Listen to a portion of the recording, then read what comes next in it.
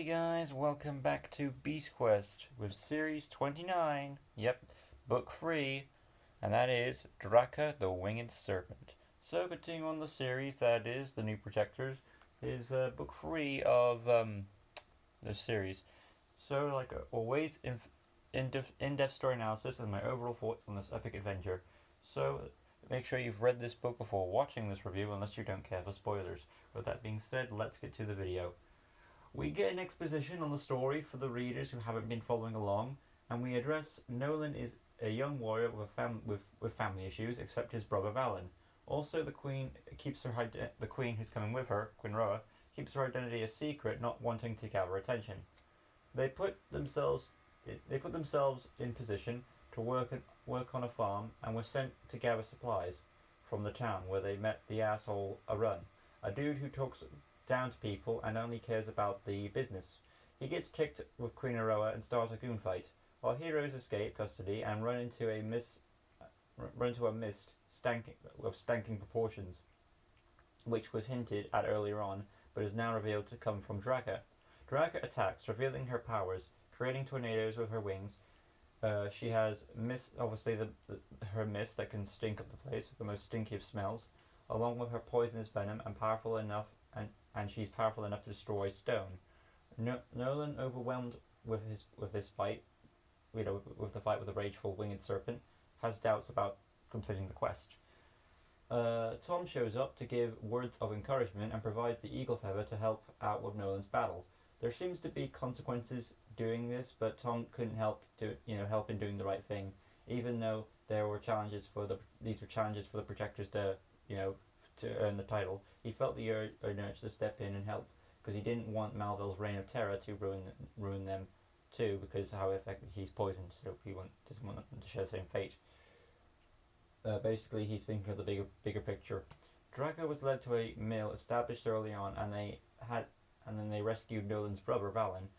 In their next confrontation, Nolan slices off one of Draka's snake fangs. The fight continues, Draka destroying the mill piece by piece, plowing through with her body. However, it seems the more she did it, the more it would eventually tire her out to the point of death, which is obviously what the fight is building to. And after a big battle, Draka retreats, allowing our heroes to rescue the villagers and rally them together to finish off Draka. Our heroes came up with a plan using flour.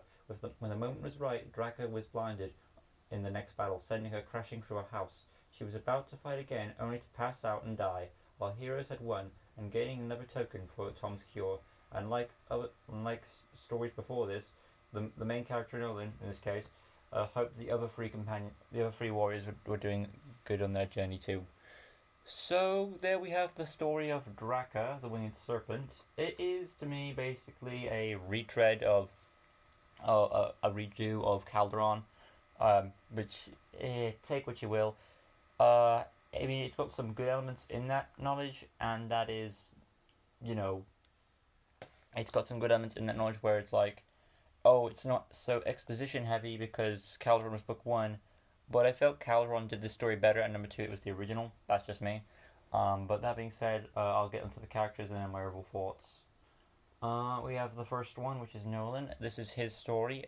His big, because each one of these token characters is getting more of a main role compared to what they were last series, which was a token rescue piece. But now they have their own story, and this is Nolan's. He's an alright companion. He's very reserved. I think Myandra's still the best out of the four. What we've seen though, because Riff was kind of, I don't know, out of the four so far, he was the most likely to quit. This one, he's probably the second best so far from what I've seen. Even he does have similar traits to Rafe, but he also has some family issues, which is relatable for a lot of people. But overall, he's able to overcome these issues and prevail thanks to the aid of Tom, who steps in to give him the eagle feather, which I believe he uses to help with like any sort of big falls that Draka sends his way. Aroa, she's probably, I would say, aside from Draka, she's probably the best element of the book, with her character being she's like a good noble person trying to step in and do the right thing.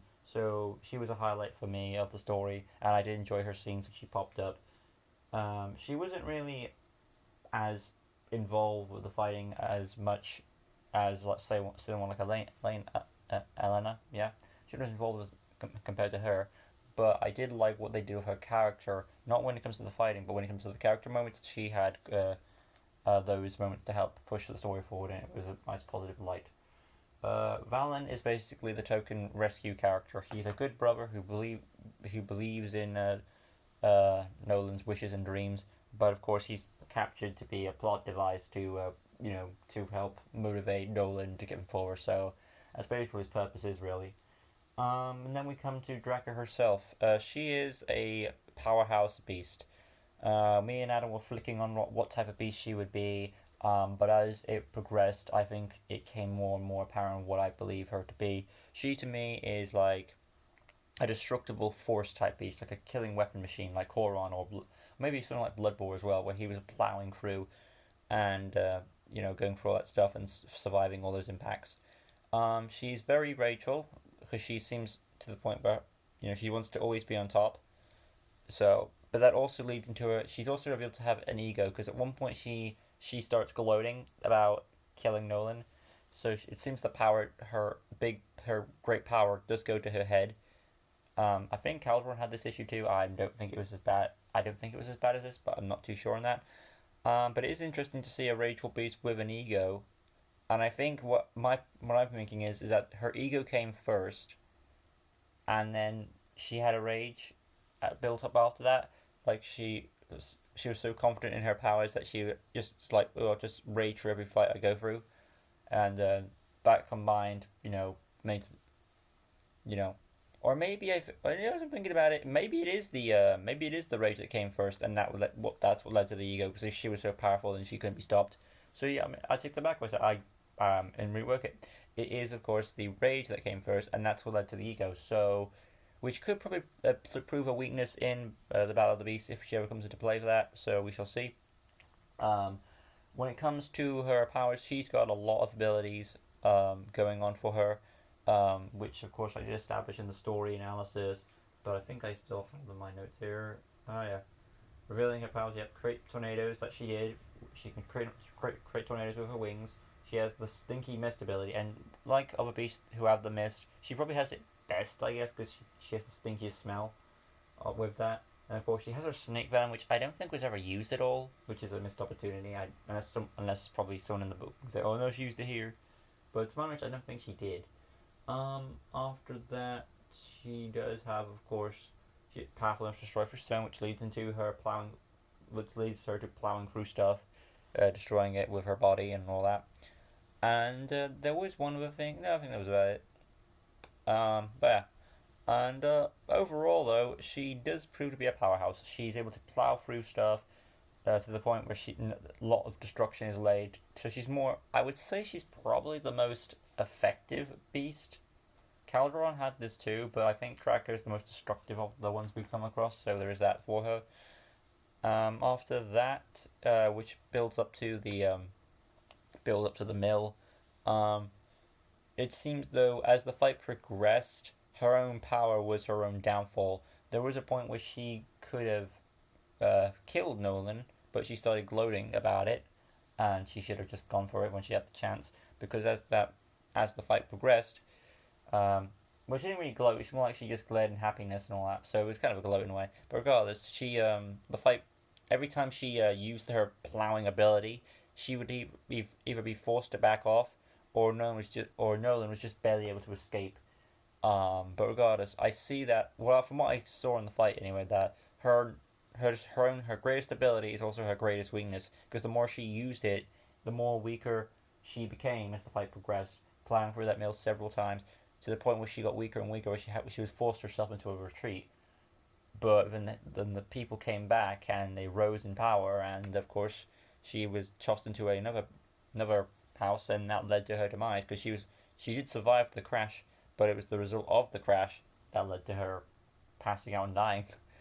So she took a while to take down, but it was worth it. I do think beasts like Warlock could probably. I feel like someone like Warlock, he could take her down. I feel like Rixer's tougher, but she's a very powerhouse type beast, like another weapon, like one of these ultimate killing weapon machines.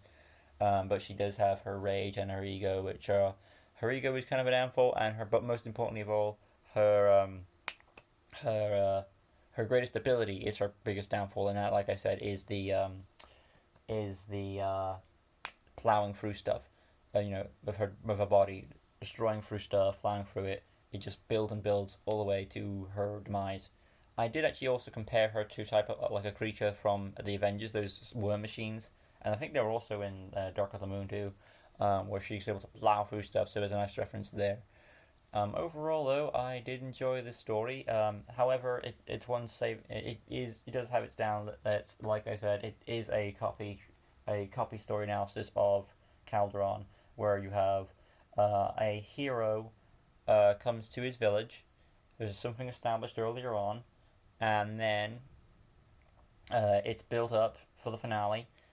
To be fair though, the second book also had this too, so it's kind of a bit of a weak. Like they're just taking the basic premise and just redoing it. But I think Calderon does it best because that's the original story. But regardless, like Calderon, we have a powerhouse beast who's able to be our hero, and then of course once again Thomas to step in. But I don't think Landra had that, but I could be wrong. But anyway, Thomas steps in and gives the hero encouragement, and those words of encouragement continue the fight, leading to the beast's demise. Only the difference is I think Calderon had a better finale because it had a more tense, like, oh my god, is the hero going to make it? Whereas with this, it was just a lucky shot by Nolan. But so I think out of the ones we've had, I think this is the weakest to me on a story level, because Wander was the best of the three companions. Calderon was the original idea of the story, but it was a fun. It was bad. It was so obvious what the plot point was. It was in a way funny to me, so brought me some laughs. So I would say Draka is a great book and all. It is great with what they do with the story and all that, how powerful she is. Because this is more of a story that's focused on the beast than it is the story. So, because its story is kind of just a bare bones repeat, but I think this story is mainly about the beast and what she can do. So it's more of a, like, here's this powerful beast we have. So that's what I'm saying. Overall, I did enjoy this on a beast level. As a story level, it's just a repeat copy, but regardless, it was a fun way to do the story. So next up, we'll be doing Lucor, the Forest Demon, which I'll have some things to say about that, more than just the story, I can guarantee that. I'm looking forward to see how this series wraps up. From what I've gathered from some information, this might be the first three-parter series, as in, we've had like series before with like 2 parts, like series 5 had the Queen Evil, and then she was rescued in series 6. So this might be a 3-parter series because they've established that we've got these new characters in the first one as tokens. Then these new tokens, then these token characters become warriors, and I believe there's something else that I've read that there's going to be a 3rd series. So that's going to be interesting. In fact, that's what it leads to. But regardless, I hope you enjoyed this review. Thank you all for watching, and I will see you guys in the next one, where I'll be doing Lucor, the Forest Demon, at some point later on down the month or who knows when, and we shall see you then. Thank you all for watching. Until next time, peace out.